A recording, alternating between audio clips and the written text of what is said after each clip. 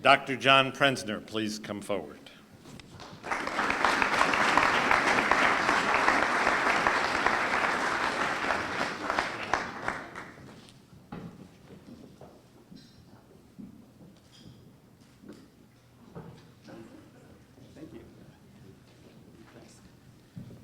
Dr. John Prensner, your outstanding scholarship as an English major here at Tufts provided a strong foundation for many of your recent achievements, but it was also at Tufts that you discovered the field of biomedical research.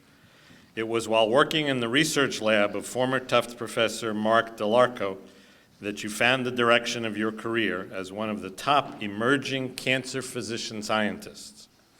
Following your Tufts graduation, you took a position at the Broad Institute investigating prostate cancer genomes.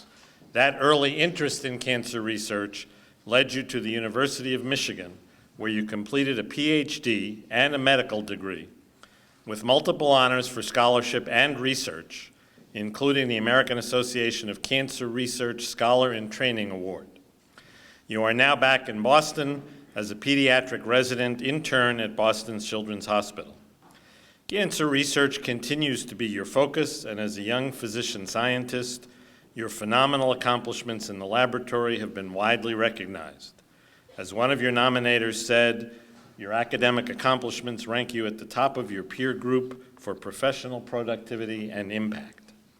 Over the past 8 years, you have spoken at numerous conferences, successfully competed for grants to maintain funding for cancer research, and authored or co-authored more than 30 scientific papers, with many published in top-tier peer-reviewed scientific journals. Another of your nominators linked this productivity to your undergraduate years, stating, "He is a spectacular writer, leveraging his English major in college." A significant outcome of your contribution to the field of cancer biology is the award of a scientific patent, which has led to licensure of your work for a prostate cancer diagnostic tool. I think many of us in the room would like to chat with you about that. But John, we recognize and laud your achievements in scholarship, cancer biology research, and diagnostic innovation. On behalf of the Tufts University Alumni Association, we are proud and honored to present you with the 2016 Young Alumni Achievement Award.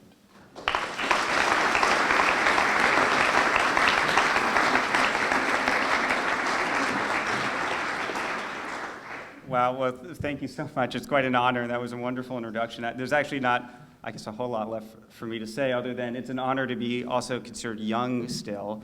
I'm 33, and I think that is starting to push me maybe towards middle age. And that brings me to a subject that my dad, actually, who's my father, who's in the audience, loves dearly, which is, when will I get a job? If you're listening to all that, you can think about 4 years of college, 8 years of an MD, PhD. I'm a pediatrics resident right now. That's 3 years. We'll be a fellow. That's another 5 years. I'm going to be about 38 when I get a job. But I can assure my father that actually the president of Tufts, Dr. Monaco, is a geneticist by training, and he made it. He's got a job. So we get there. It takes us some time. So, how did this all start? I mean, when I entered Tufts, I was actually reminiscing earlier with Dean Glazer. I believe I listed classics as my intended major, and I never took a classics class. I ultimately was an English major and a history minor, and started to take organic chemistry for, I think, reasons not fully clear to anyone else except for me, because I liked chemistry. And ultimately ended up in Mark DeLarco's lab, who was a former professor here, and he really just encouraged me to do whatever it is I wanted to do, and the whole community had that atmosphere too. I think the thing that marked my time at Tufts was this openness, this willingness, and this encouragement to explore all academic avenues and not to prematurely kind of choose a path in life and assume that when you're 18 years old you know what you're going to do for the rest of your life. That was not the case for me, as you can tell. And over the years, that's something that I've really taken with me, something that I like to encourage all the younger sort of medical students and physician scientists that I meet and people still in training, really to keep that broad and open-minded atmosphere and to push yourself to do things that you never thought you would do.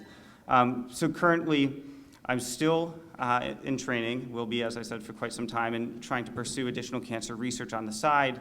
going forward with that field, but also remembering everything that I learned at Tufts, including the English literature degree, the history degree, and my lifelong career goal, I believe, is to write a work of nonfiction.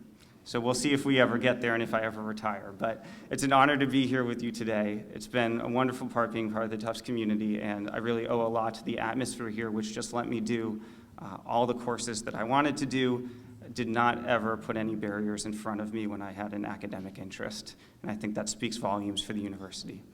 Thank you.